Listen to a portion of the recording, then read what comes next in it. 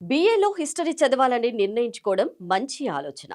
చరిత్ర అంటే గత సంఘటనలను తెలుసుకోవడమే కాకుండా సమాజం ఎలా మారింది, రాజకీయ వ్యవస్థలు ఏ విధంగా రూపుదిద్దుకున్నాయి, సంస్కృతి, ఆర్థిక వ్యవస్థల మధ్య ఉన్న సంబంధాన్ని విశ్లేషించే శాస్త్రం. అందువల్ల హిస్టరీ చదివిన వారికి విశ్లేషణాత్మక ఆలోచన, సమాజ అవగాహన లాంటి నైపుణ్యాలు అభివృద్ధి అవుతాయి. పీజీ హిస్టరీ తర్వాత ప్రధానంగా బోధన, పరిశోధనా రంగాల్లో ఉపాధి అవకాశాలు ఉంటాయి. జూనియర్ కళాశాలలో లెక్చరర్గా కూడా ఉద్యోగం పొందొచ్చు. ఎంఏ తర్వాత బీఈడీ కూడా చేస్తే నవోదయ, కేంద్రీయ పాఠశాలల్లో, అంతర్జాతీయ స్కూళ్లలో పీజీటీ హిస్టరీ ఉద్యోగానికి అవకాశం ఉంటుంది.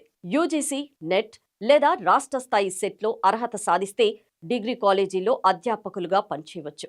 హిస్టరీలో పీహెచ్డీఏ పూర్తి చేసిన వారికి, ప్రభుత్వ హిస్టరీలో పీహెచ్ఏ పూర్తి చేసిన వారికి ప్రభుత్వ ప్రైవేటు యూనివర్సిటీలో అధ్యాపకులుగా, పరిశోధకులుగా ఎదగడానికి అవకాశాలు ఉంటాయి.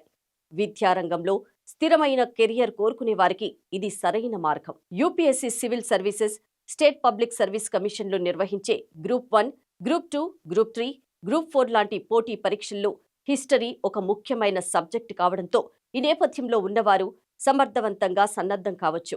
జాతీయ స్థాయిలో హిస్టరీ పీజీ కోసం Jawaharlal Nehru university, Delhi university, university of Hyderabad, Banaras Hindu యూనివర్సిటీల గురించి ఆలోచించవచ్చు.